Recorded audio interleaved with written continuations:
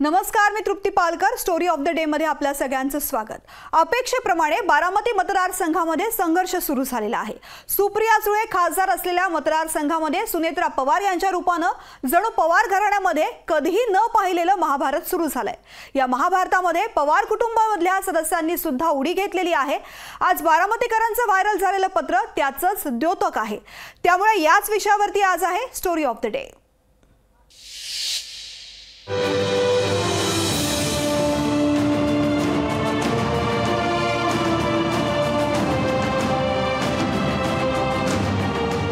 बारामतीच्या पवार घराण्याच्या राजकीय महाभारताचा आता दुसरा अंक सुरू झालाय।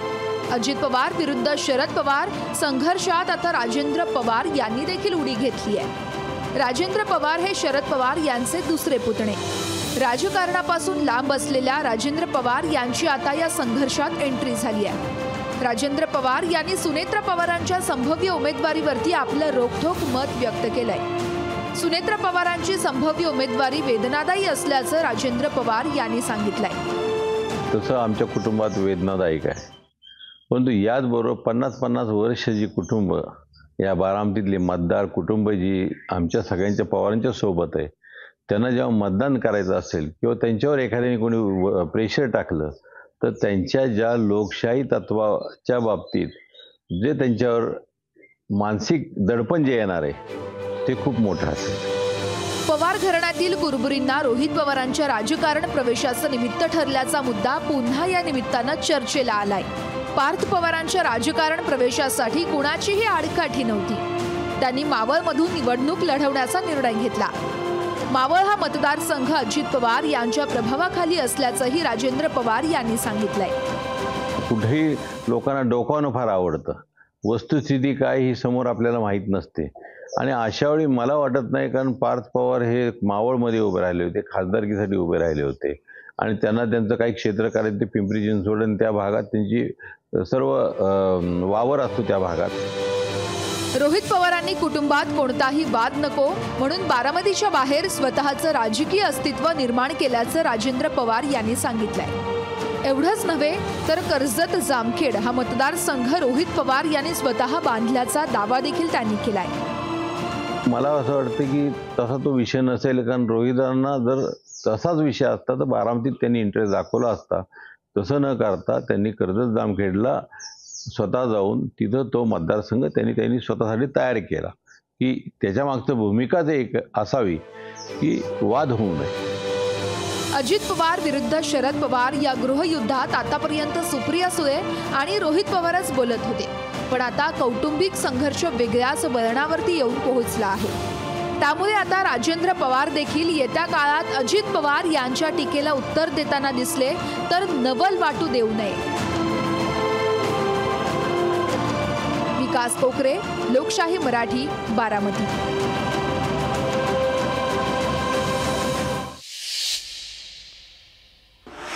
पवार घराण्यामधल्या दोन सख्या चुलत भावांमध्ये आता संघर्ष निर्माण होण्याची शक्यता आहे। यावेळी अजित पवार विरुद्ध राजेंद्र पवार अशा संघर्षाला सुरुवात झाली आहे।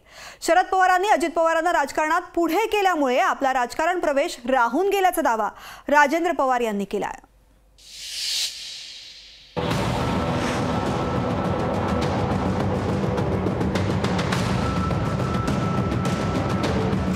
राजेंद्र पवारांचा अजितदादांवर निशाणा। अजितदादांमुळे राजकारण प्रवेश हुकल्याचा आरोप। राजेंद्र पवारांची थेट अजित पवारांविरोधामध्ये भूमिका। पवार घराण्यातल्या दोन सख्या चुलत भावांमध्ये आता संघर्ष निर्माण होण्याची शक्यता आहे। यावेळी अजित पवार विरुद्ध राजेंद्र पवार अशा संघर्षाला सुरुवात झाली आहे। आपला राजकारण प्रवेश राहून गेल्याचा दावा राजेंद्र पवार यांनी केलाय। राजकारणात जाण्यासाठी अजित पवार हे फार उजवे नव्हते असाही दावा राजेंद्र पवारांनी अप्रत्यक्षपणे केलाय। शरद पवारांच्या मुख्यमंत्रीपदाच्या काळात छत्रपती साखर कारखान्याची निवडणूक लढण्यास तयार होतो, पण शरद पवारांनी अजित पवारांना पुढे केल्याचं राजेंद्र पवारांनी सांगितलंय। छत्रपती कारखान्याचं जेव्हा इलेक्शन लागलं होतं आणि त्यावेळी आप्पासाहेब छत्रपती कारखान्याचं पॅनल प्रमुख होते आणि त्यावेळी त्यांनी अजितदादांना संचालक बनण्यासाठी त्यांना पहिल्यांदा संधी दिली। पवारसाहेबांनी दोन्ही वेळा मला सांगितलं की आपण या क्षेत्रात जाऊ नये आणि तो त्यांचा विचार होता किंवा त्यांचा आदेश होता आणि तो आम्ही त्यावेळी पवारसाहेब प्रमुख असल्यामुळे तो मी मांडला. अजित पवारांऐवजी राजेंद्र पवार राजकारणात आले असते तर आजचं चित्र वेगळं असतं अशी भावना व्यक्त केली आहे. त्यावेळी राजकारणात सक्रिय झालो असतो तर पवार कुटुंबातला आजचा संघर्ष झाला नसता असा दावा राजेंद्र पवारांनी केला आहे. त्या काळात कदाचित मी राजकीय क्षेत्रात आलो असतो तर जे आज काही परिस्थिती दिसती त्याची सुरुवात त्याच वेळी झाली असती.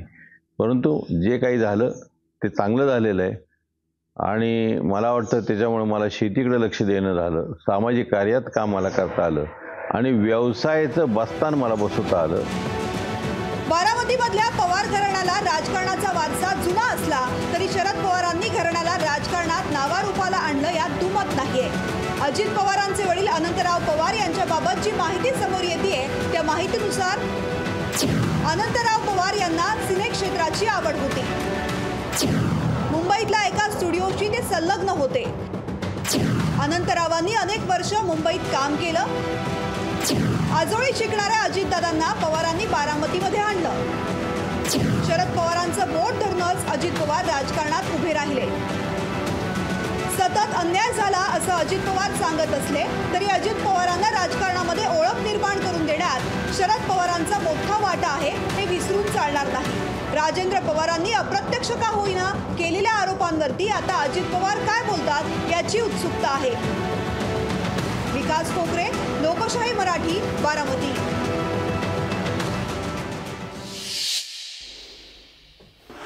बारामतीमध्ये पवार कुटुंबातला संघर्ष शिगेला पोहोचलेला असताना आता एक बारामतीचं पत्र व्हायरल झालंय. या व्हायरल पत्रामध्ये अजित पवारांच्या राजकारणावरती टीकास्त्र सोडण्यात आलंय.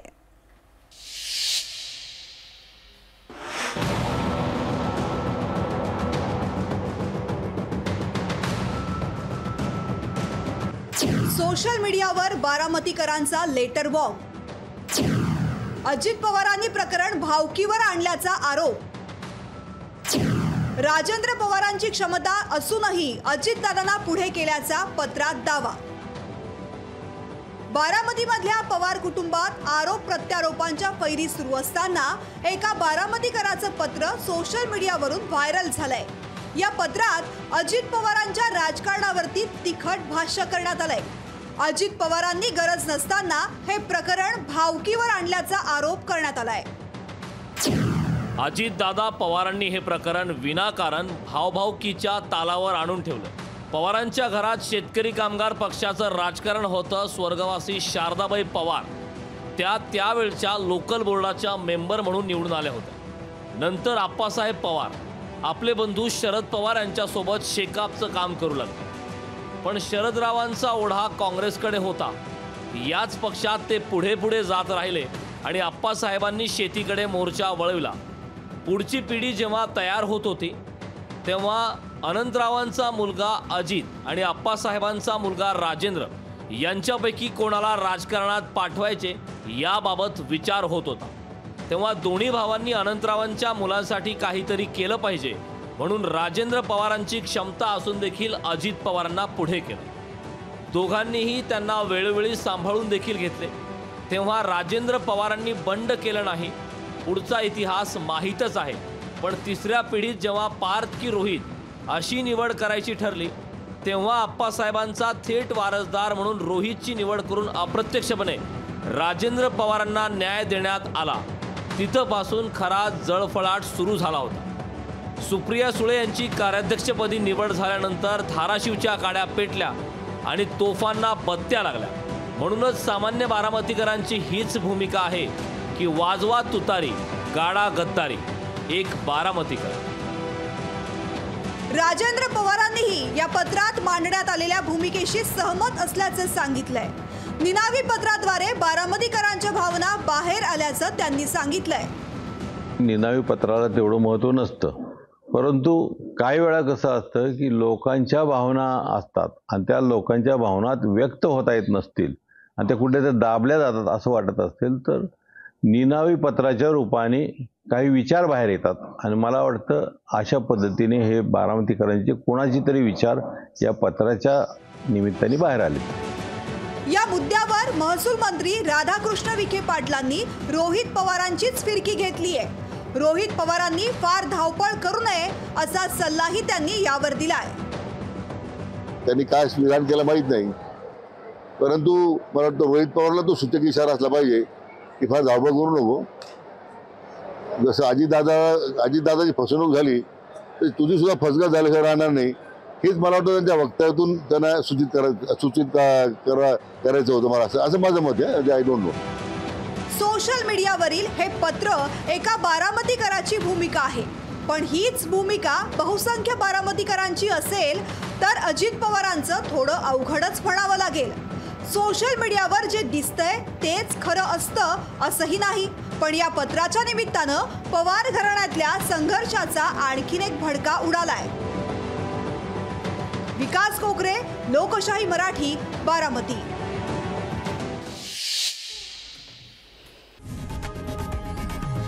लोकशाही मराठी ऐका, पहा, जागरूक रहा.